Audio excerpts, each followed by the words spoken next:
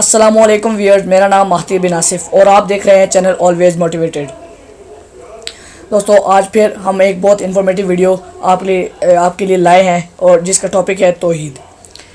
اسلامی عقائد میں سب سے پہلا عقیدہ جو ہے وہ توحید کا ہے۔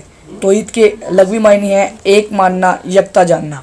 اس کی اصطلاح میں اس سے مراد یہ ہے کہ سب سے بڑا، سب سے اعلیٰ اور ساری کائنات کا مالک و خالق یا کائنات کے مالک و خالق کی ہستی کو واحد ماننا، اس پر ایمان لانا اور صرف اسی کی عبادت کرنا اور اسی کو عبادت کے لائق سمجھنا۔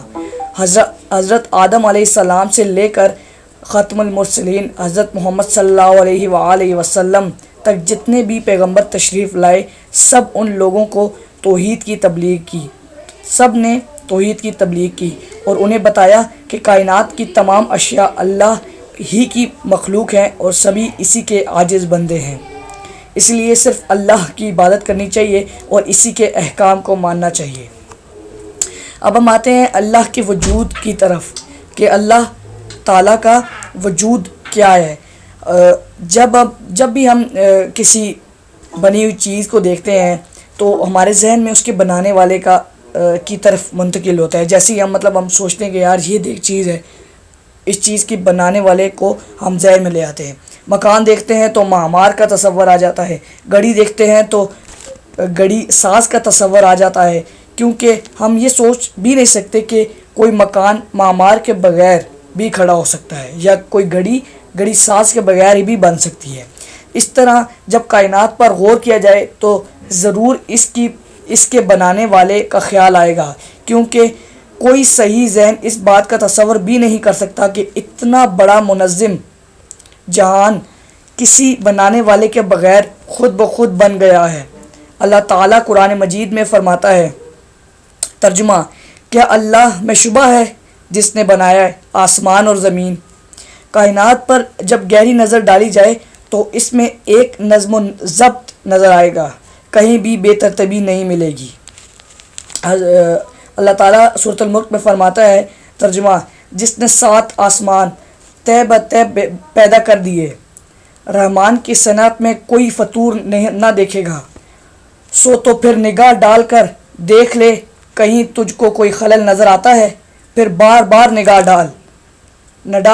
ڈال کر دیکھ، لوٹ آئے گی تیرے پاس تیری نگاہ، رد ہو کر تھک کر۔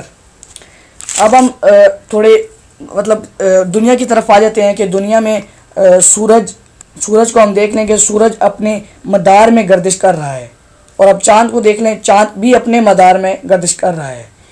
سورج چاند کے مدار میں نہیں جاتا اور چاند سورج کے مدار میں نہیں بڑھتا۔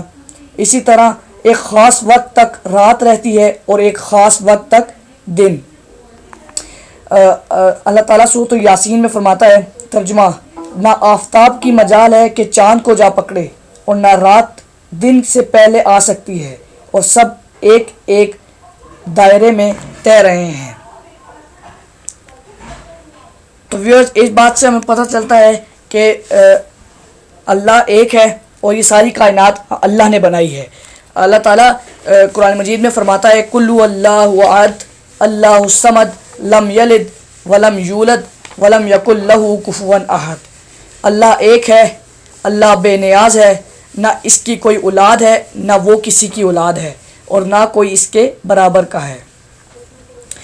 اگر ہم کسی کو اللہ تعالیٰ کے برابر، نعوذ باللہ، برابر قرار دیں گے تو وہ شرک میں آ جائے گا، اور شرک میں ایک ڈیٹیل ویڈیو بنا چکا ہوں، میں اس کا لنک بھی دے دوں گا، آپ وہ سنیں تاکہ آپ کے سارے کانسیپٹس جو کلیئر ہو جائیں۔ ایک اور جگہ پر اللہ تعالیٰ فرماتا ہے کہ اے ابن آدم، اگر تو میرے پاس زمین کے برابر گناہ لے کر آ جائے گا، پھر تمہاری مجھ سے ملاقات اس حالت میں ہوگی کہ تم نے میرے ساتھ کسی کو شریک نہیں ٹھہرایا، تو میں زمین کے برابر گناہ کو بھی معاف کر دوں گا اور تجھے مغفرت سے نواز دوں گا۔ پھر ایک اور جگہ پر اللہ تعالیٰ فرماتا ہے، ترجمہ ہے جس کا، بے شک آسمانوں اور زمین کی پیدائش اور رات دن کے عدل بدل کر آنے میں اہل عقل کے لیے بڑی بڑی نشانیاں ہیں۔ ابھی آپ کو میں بتاتا ہوں چند ایسی باتیں جس میں ہم یہ سوچ ہی نہیں سکتے کہ کسی خالق کے بغیر یہ ہو سکتا ہے. دن کے بعد رات اور رات کے بعد دن، چاند کے بعد مطلب پہلے سورج آتا ہے، پہلے سورج کے بعد چاند اور چاند کے بعد سورج، زمین اور آسمان. ٹھیک ہے، اللہ تعالیٰ کی حکمت و کاریگری کی نشانیاں ہیں.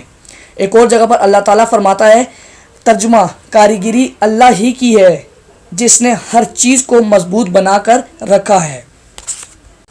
اب ہم آتے ہیں حدیث کی طرف کہ ایک بار حضرت ابن عباس بیان کرتے کہیں کہ حضرت محمد صلی اللہ علیہ وسلم نے حضرت معاذ کو یمن کی طرف بھیجا تو فرمایا انہیں اس بات کی دعوت دینا کہ اللہ کے سوا کوئی معبود نہیں، اور یہ کہ یعنی میں محمد صلی اللہ علیہ وآلہ وسلم اللہ کے آخری رسول ہیں.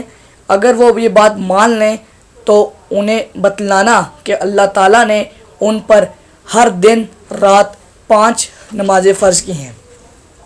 اس حدیث سے یہ واضح طور پر مطلب یہ ثبوت ہے اس چیز کا کہ اللہ ایک ہے، اللہ کے ساتھ کسی کو شریک نہ ٹھہرایا جائے، اور اگر کسی کو شریک ٹھہرایا جائے گا تو وہ ناقابل معافی گناہ ہے. اللہ تعالیٰ فرماتا ہے کہ سب گناہ معاف کر دیے جائیں گے، صرف شرک معاف نہیں کیا جائے گا، صرف شرک معاف نہیں کیا جائے گا. اس لیے ہمیں چاہیے کہ ہم شرک سے بچیں. ایک جگہ پہ قرآن مجید میں آتا ہے، ترجمہ ہے اس کا، بے شک شرک بڑا بھاری ظلم ہے. ایک اور جگہ پر اللہ تعالیٰ فرماتا ہے کہ اللہ تعالیٰ یہ بات معاف نہیں کرتا کہ اس کے ساتھ کسی کو شریک بنایا جائے، لیکن اس کے علاوہ جس کسی کو بھی چاہے بخش دے گا. تو اس بات سے یہ واضح ہو جاتا ہے کہ شرک بہت بڑا گناہ ہے اور اللہ تعالیٰ معاف نہیں کرتا شرک. یہ جو ہم میں صفات ہیں، کوئی ذہین ہے، کوئی محنتی ہے، کوئی امیر ہے، کوئی بہت مطلب کہ جیسے کہتے ہیں کہ وہ بہت انٹیلیجنٹ ہے، تو یہ سب صفات ہیں. صفات اللہ تعالیٰ کی طرف سے ہمیں دی ہوئی ہیں. یہ سب اللہ تعالیٰ کی بھی صفات ہیں. اللہ تعالیٰ کی صفات ہیں کہ اللہ تعالیٰ مطلب کہ اللہ تعالیٰ بہت رحیم ہے. تو یہ صفت جو ہے اس نے اپنے بندوں کو بھی دی ہوئی ہے کہ کوئی بندہ ہوتا ہے جو بہت مطلب رحم کرنے والا ہوتا ہے، کوئی بادشاہ ہوتا ہے بہت رحم کرنے والا ہوتا ہے. اللہ تعالیٰ جو ہے وہ معاف کرنے والا ہے، عفو درگزر کرنے والا ہے. تو اس نے یہ جو ہے یہ اپنی صرف کسی اپنے بندے کو بھی عطا کی ہوتی ہے کہ وہ اپنے ساتھیوں یا کسی سے بھی کوئی غلطی کوتاہی ہو جائے تو اسے معاف کرے. تو جس طرح ہم نے دیکھا ہے کہ جس طرح زمین اور آسمان اور ساری کائنات وجود باری تعالیٰ کی گواہی دیتی ہے، اسی طرح انسان کی فطرت کی آواز بھی یہی ہے. انسان تاریخ کے مطالعے سے مذہب اور وحشی سے وحشی ہر طرح کی قوموں میں قادر مطلق کی ذات کا اعتراف ملتا ہے. آثار قدیمہ کی تحقیقات سے یہ بات واضح ہو چکی ہے کہ دنیا کے مختلف گوشوں میں بسنے والی وحشی اقوام جن کی فکری اور ذہنی سطح بہت پست تھی، وہ بھی کسی نہ کسی شکل میں اللہ کے وجود کی قائل تھیں. اس سے ظاہر ہوتا ہے کہ وجود باری تعالیٰ پر ایمان انسان کی فطرت میں داخل ہے. قرآن مجید میں ارشاد ہوتا ہے کہ فطرت اللہ التی فطر الناس علیہا، اللہ کی اس فطرت جس پر اس نے انسانوں کو پیدا کیا. تو دوستو مجھے یقین ہے کہ آپ کو یہ توحید کا جو سبق ہے، یہ ٹاپک ہے، یہ بہت اچھی طرح سمجھ آ گیا ہوگا. تو آج کی ویڈیو میں اتنا ہی. مزید ویڈیوز کے لیے ہمارے چینل کو سبسکرائب کریں اور بیل آئیکن کو پریس کریں تاکہ آنے والی ویڈیوز آپ اپنی اسکرین پر دیکھ سکیں. مجھے اجازت دیں، میں مہتیر بن آصف اجازت چاہتا ہوں آپ سے. اللہ حافظ.